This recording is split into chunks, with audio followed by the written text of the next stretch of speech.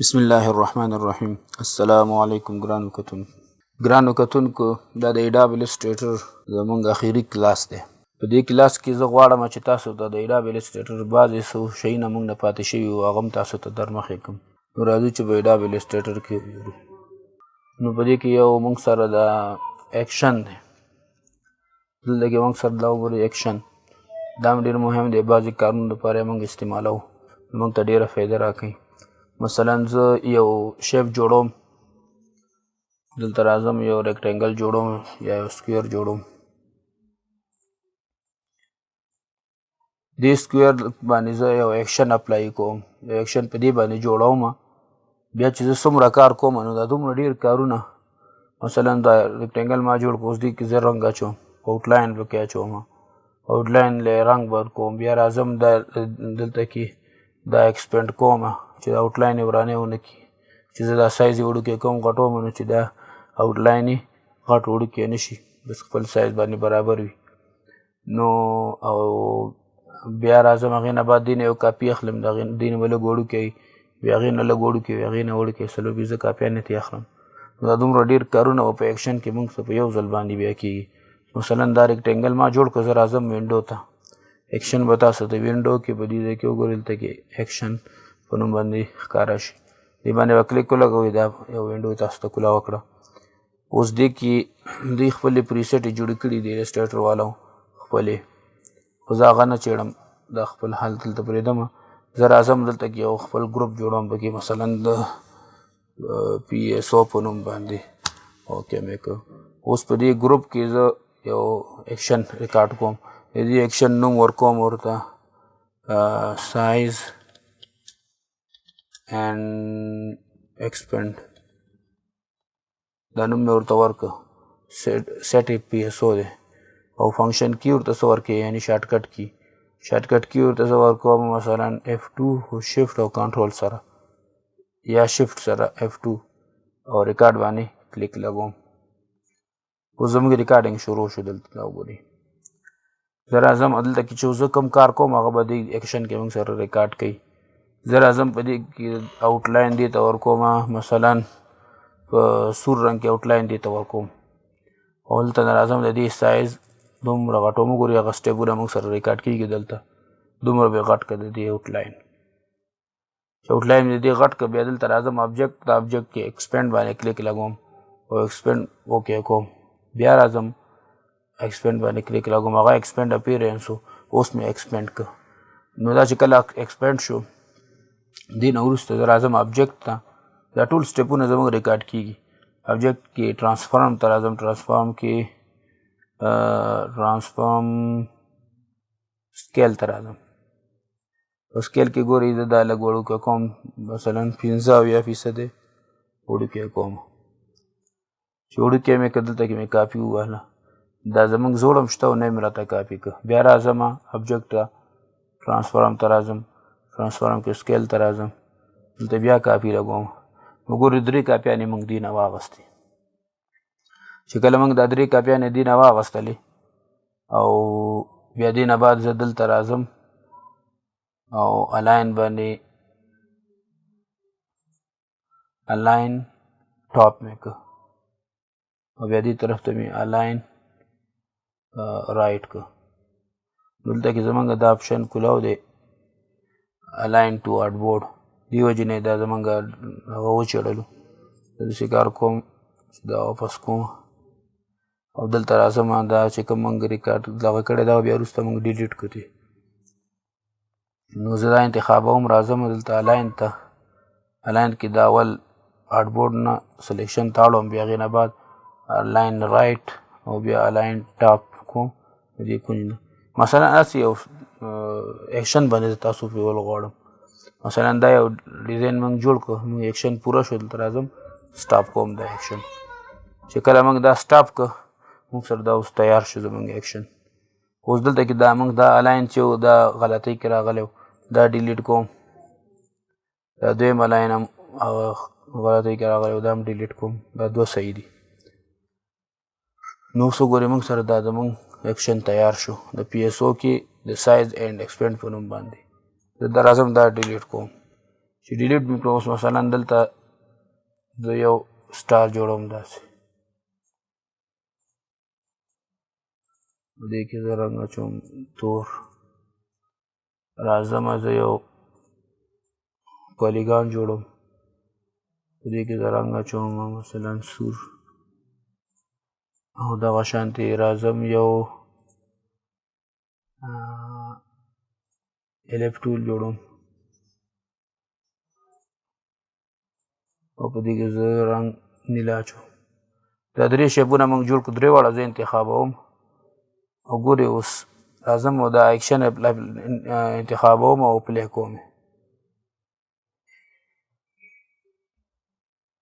یا اوکې کوي بس ګورئ زمونږ هغه یو کوم اکشن چې موږ تیار کړی و هغه په دې ټولو باندې تیار کړو ګورئ مقه شانتې آوټلاین ورته غټ کړ آوټلاین غټولو نه وروسته یې دلته کې خیال هم کړی ګورئ دا والا یو کاپي دا والا بله کاپي دا یې کاپیانې ترې واغوستې خیال هم کړی ګورئ کاپیانې درې کاپیانې او آوټلاین او رنګ هر څه ورته مقه شان برابر کړو نو دا و موږ سره اکشن نو دې نه تاسو اوس تاسو خوښه ده چې کوم قسم کار ته اخیستل غواړئ نو اخیستلی شئ دي دا به انشاءالله په اډوبي السټریټر کې هلته هم وایو دې کورس نه وروسته به متصل یو څو ورځې بعد انشاءالله اډوب فوټوشاپ شروع کوو او هغه به انشاءالله ډېر ډیټیل سره او پراجیکټ وایس وایو انشاءالله او په هغې کې بیا اکشن وایو د اکشن هغې کې ډېر مهم رول ادا کوي په دې کې هم کار کوي خو د فوټوشاپ غوندې نه کوي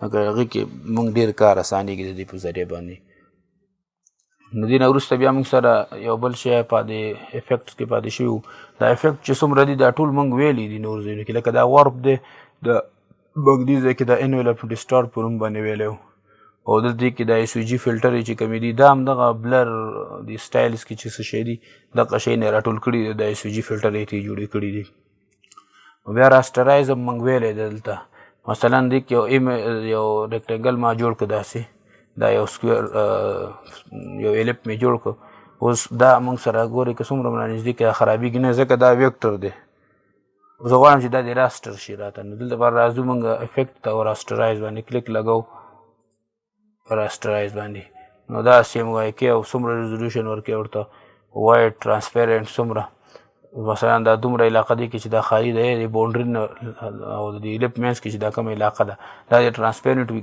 که وایډ دی وي نو دا هغه شی نه دي پکې ټول نو اوکې کومه ګورئ دی موږ ته راسټر کړه دا رانږدې کړه نو خرابېږي ځکه دا اوس راسټر شو چې سیب هم که د دې خپله کوالټي د لاسه ورکوي مثلا زه اوس راځم دلته کې نو دا راسټرایز دې لپاره استعمالیږي بیا موږ دا 3D هم ویلی دی کنورټ ټو شیپ دا هم موږ ویلی دی دا څه لپاره استعمالیږي مثلا اوس دلته کې موږ ورته ریکټنګل موږ الف جوړ کړی ریکټنګل هم انتخاب کړی دی نو ریکټنګل یې ترې راته جوړ که ریکټنګل وي نو دلته ورته الف انتخاب که نو دی به درته الف جوړ کړي که الف جوړ کړی یا ریکټنګل راونډ ریکټنګل ورته انتخاب که ګور راونډ دی ریکټنګل به ترې درته جوړ کړي دونه مهم نه دی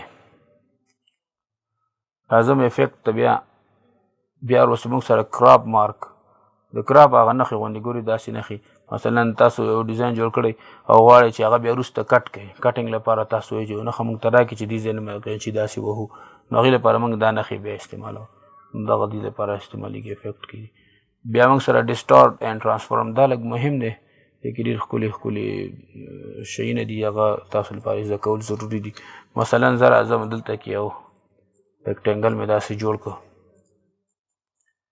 او افیکټ ته راځم افیکټ کې ډسټارټ اینډ ټرانسفارم ته راځم فری ډسټارټ ته راځم دا دومره مهم نه دی موږ دا ډایرکټ سلیکشن باندې هم کولی شو خو دوی ورکړی دی مثلا داسې زه دا خپل شیپ شیپ کوم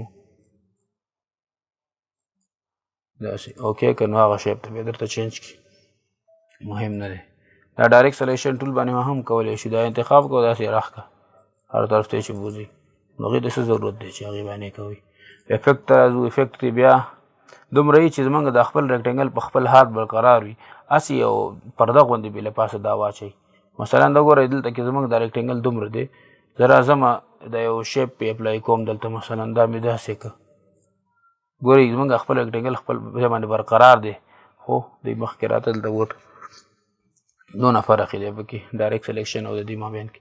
بیا راځم ډسټورټ اینډ ټرانسفارم ته. بیا دلته موږ سره دی پکر اینډ پلاټ. دا ډېر مهم شی دی.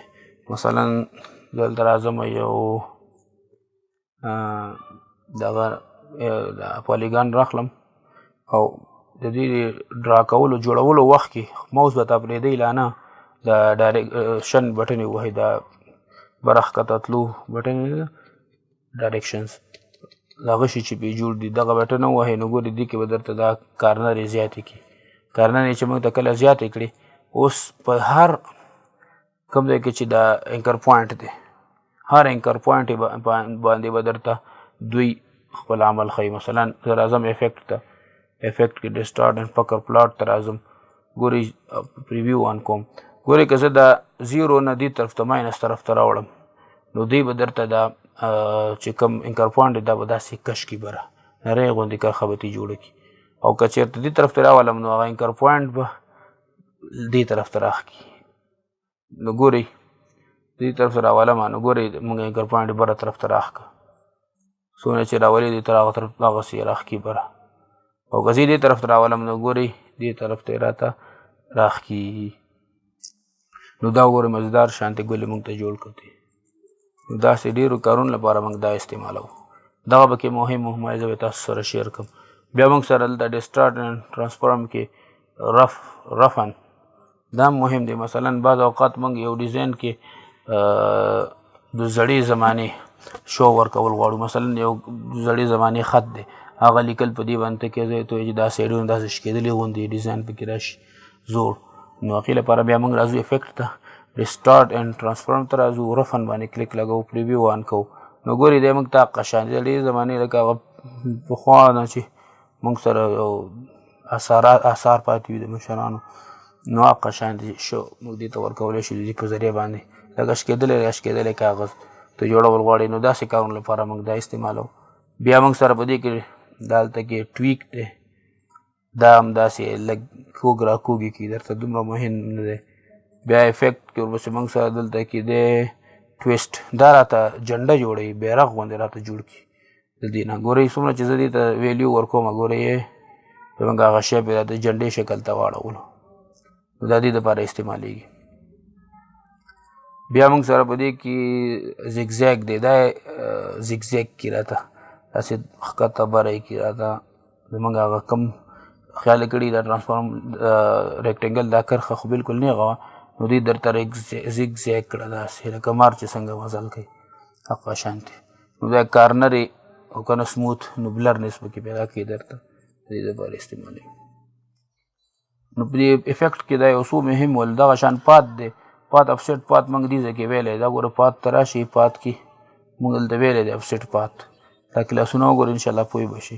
بیا پات فاینډر دی پات فاینډر دا څومره شي چې دا ټول موږ پات فاینډر کلاس لرو هغې کې موږ ویلی دلته وګورئ پات فاینډر دا دی دا موږ ویلی دی ښه ډیټیل سره موږ ویلی دی. بیا موږ سره په دې کې راسټرایز خو مو تاسو ته ویلې سټایلز دا ډېر مهم دي او اسان هم دي. سټایلز کې ډراپ شیډو دې ته زه شیډو ورکوم غالبا دا موږ په کوم کلاس کې ویلي وو پریویو وان کې نو دې ته به شیډو ورکړي سوری غوندې به ورته ورکړي نو هغه سوري رنګ دې ځای نه موږ چینج کولی شو. مثلا سور رنګ کې سوری راته راولو نو سور رنګ کې به راولي ډارکنس کې نو دا به توروالی ته به مایل کړي درته. دا اوپیسیټي ده څومره د رنګ د شیډو رنګ دې څومره وي نو دلته نه ورته کمولی شئ بیخي به کم شي. بیا د دې ایکس ایکسس او وای ایکسس کوم طرف ته دي مثلا دا شیډو دی بالکل لاندې طرف ته وي که دې طرف ته دي وي بره یې خوا دې خوا کوم طرف ته چې بوتله غواړئ بوتلی شئ. بلرنس دې څومره وګورئ اوس د دې بلرنس دومره 5% پیټي دی نو ګورئ بلر دی چې دا زیرو کوي بالکل به د دې ریکټینګل غوندې بل ریکټینګل لاندې درته جوړ کړي خیال هم دی بل ریکټینګل یې راته لاندې جوړ کړو او بل موږ دا کلر یې زموږ لاندې بیکګراونډ سره ملټیپلای کړی نارملی کې نو مغه چې کوم اوریجنل کوم رنګ تاسو ورکړي مقه رنګ به درته دې ته ورکړي نو دا مهم دی انشاءالله پوه شوي به یې پې زما دا اډوب السټریټر فل ټریننګ تاسو وګورئ مکمل انشاءالله دا یو شی هم تاسو ته پکې مشکل پیښ نه کړي خامخا ما به دا ټول څېړي دي فی درس دپاره استعمالیږي پریویو وان کې فی دا کونجونو لپاره عمرې دا کونج لږ بلر کراته څومره فیصده کونجونه بلر کې دلته چې څومره ډېر فیصدي ورکوي نه هغومره به بلرنس زیاتوي درته اوکې که ګورې اوس دې ته